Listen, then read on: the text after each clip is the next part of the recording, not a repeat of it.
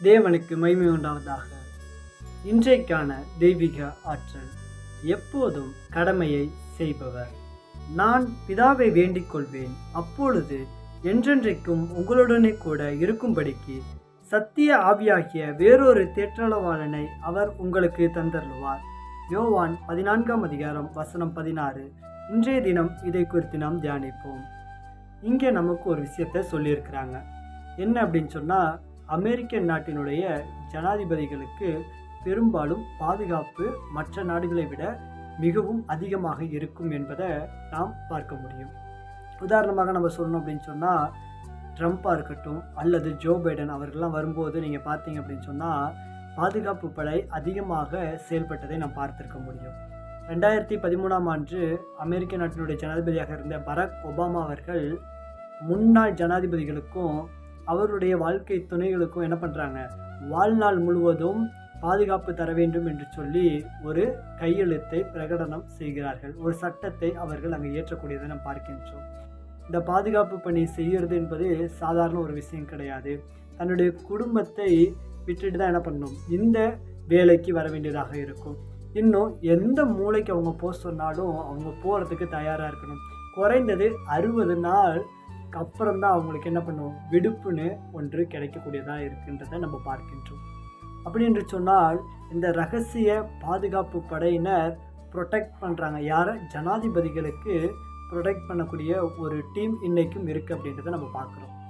அப்படி என்று சொன்னால், கிறிஸ்தவர்களாகிய உங்களுக்கும் எனக்கும் யார் பாதுகாப்பு? நம்மை பாதுகாக்க கிறிஸ்துவானவர் செய்துவிட்டு சென்ற ஒரு முக்கியமான ஒரு விஷயம்தான் பரிசுத்த ஆவியானவரை நமக்கு தந்தது என்பதை நாம் பார்க்கின்றோம். ஒரு வாரத்திற்கு 7 நாட்கள், அதில் ஒரு நாளைக்கு 24 மணி நேரம், அது முழுமையும் தேவன் நம்மை அற்புதமாக பாதுகாக்கிறார் என்பதில் எந்த விதமான சந்தேகமும் இல்லை. அது மட்டும் இல்லை, பரலோகத்தில் இருக்கிற தூதர்களை கொண்டு நம்மை பாதுகாக்கக்கூடிய ஒரு தேவனாக இருக்கின்றார். வெறும் தேவதூதர்களை வைத்து மாத்திரமல்ல, முக்கியமான ஒரு நபர் பரிசுத்த ஆவியானவரை நமக்கு தந்து அவர் நம்மை பாதுகாத்து வழி நடத்துகிறார். அவர் எப்பொழுதும் நம்மோடு கூட இருக்க விரும்புகிற ஒரு தேவனாக இருக்கிறார். சீசர்களிடத்தில் இயேசு சொல்லும்போது இப்படியாக சொல்லுகிறார், நான் போனாதான் உங்களுக்கு என்ன பண்ண முடியும், தேற்றமான அனுப்ப முடியும், அப்போதான் அது உங்களுக்கு பிரோஜனமாக இருக்கும். நான் போகாமல் இருந்தேன்னா அது உங்களுக்கு பிரோஜனமாக இருக்காது அப்படின்ற ஒரு விஷயத்தை ஷேர் பண்ணக்கூடியதை நம்ம அங்கே யோவான் 16ஆம் அதிகாரத்தில் இதை குறித்து நீங்கள் என்ன பண்ணலாம், வாசிக்க முடியும். பரிசுத்த ஆவியானவர் கிறிஸ்துவின் பிரதிநிதியாக மாத்திரமல்ல, கிறிஸ்துவின் பிரசன்னத்தில் நம்மை கொண்டு செல்லக்கூடியவராகவும் இருக்கிறார். நான் உன்னை விட்டு விலகுவதும் இல்லை, உன்னை கைவிடுவதும் இல்லை என்று வேதத்திலே நாம் வாசிக்கின்றோம். உலகத்தின் முடிவு பரியந்தம் சதா காலங்களிலும் நான் உன்னோடு கூட இருக்கிறேன் என்று கர்த்தராகிய இயேசு கிறிஸ்து சொல்லிவிட்டு சென்றார். அதை நிறைவேற்றும் வண்ணமாக கிறிஸ்து பரலோகத்தில் நமக்காக பிதாவினிடத்தில் பரிந்து பேசக்கூடிய ஒரு பிரதிநிதியாக செயல்பட்டு கொண்டிருக்கிறோம். அதே வேளையில் நமக்கு பரிசுத்த ஆவியானவரை கொடுத்து நாம் எங்கிருந்தாலும் எந்த நேரத்திலும் நமக்கு என்ன உதவிகள் தேவைப்பட்டாலும் பரிசுத்த ஆவியானவர் நம்மளை பாதுகாத்து நமக்கு உதவி செய்யக்கூடியவராய் இருக்கிறார் என்பதுதான் மெய்யான ஒரு உண்மை. நமக்கெல்லாம் உடம்பு சரியில்லை அப்படின்னு சொன்னால் நம்ம ஓய்வு எடுத்துக்கொள்வோம், விடுமுறை எடுத்துக்கொள்வோம். பல துறைகளில் விடுமுறை என்று சொல்லி ஒன்று இருக்கிறது. ஆனால் பரிசுத்த ஆவியானவருக்கு எந்த ஒரு விடுமுறையும் கிடையாது என்று சொல்லி நாம் பார்க்கின்றோம். அப்படி என்று சொன்னால் நாம் எவ்வளவு நன்றி உள்ளவர்களாக நாம் பரிசுத்த ஆவியானவருக்கு இருக்க வேண்டும். ஆவியானவர் தொடர்ந்து தம்முடைய கடமைகளை செய்திருந்த போதிலும் கூட அவருக்கு களைப்பு ஏற்படவில்லை என்று சொல்லி நாம் பார்க்கின்றோம்.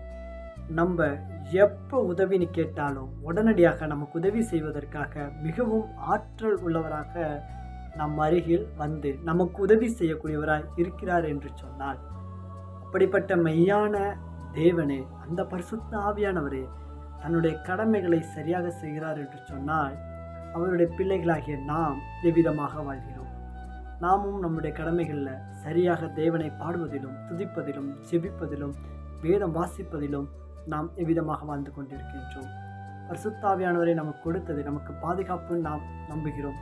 அதே பாதுகாப்பு அழிந்து போகின்ற மற்ற மானிடர்களுக்கும் கிடைக்க வேண்டும் என்று சொன்னால், நாம் பரிசுத்த ஆவியானவரை மற்றவர்களுக்கு பகிர்வதன் மூலமாக அவர்களை இரட்சிப்புக்குள் கொண்டு வர முடியும். ஆதலால் பரிசுத்த ஆவியினுடைய கடமைகளுக்காக, அவர் செய்கின்ற அந்த பாதுகாப்பின் உதவிகளுக்காக நாம் அவருக்கு நன்றி சொல்வோம், மகிமைப்படுத்துவோம். இன்றைக்கான மருத்துவ செய்தி. வாழைத்தண்டு. வாழைத்தண்டில் பாஸ்பரஸ், பொட்டாசியம் போன்ற சத்துக்கள் இருக்கிறது. விட்டமின் பி அப்படின்ற சத்துக்கள் அதில் அதிகமாக இருக்கிறது. இந்த வாழைத்தண்டை வாரத்தில் ஒரு முறையாவது நாம் எடுத்துக்கொள்ளணும். அப்படி எடுத்துக்கொள்ளும் போது என்ன ஆகும் அப்படின்னு சொன்னால், நம்ம வயிற்றினுடைய குடல் புண்ணையெல்லாம் இது ஆற்றி கொடுக்குது அப்படின்றத பார்க்குறோம். ரெண்டாவது ஒரு விஷயம் என்ன அப்படின்னா, யூரின் போகும்போது சில பேருக்கு எரிச்சலாக இருக்கும். அப்படிப்பட்ட அந்த எரிச்சல்களையும் சரி செய்து கொடுக்கக்கூடியதாக இந்த வாழைத்தண்டு இருக்குது. ஆகையால் வாழைத்தண்டை சரியான விதத்தில் சாப்பிட்டு ஆரோக்கியமாக இருப்போம், தேவனையும் மகிமைப்படுத்துவோம். ஆமென்.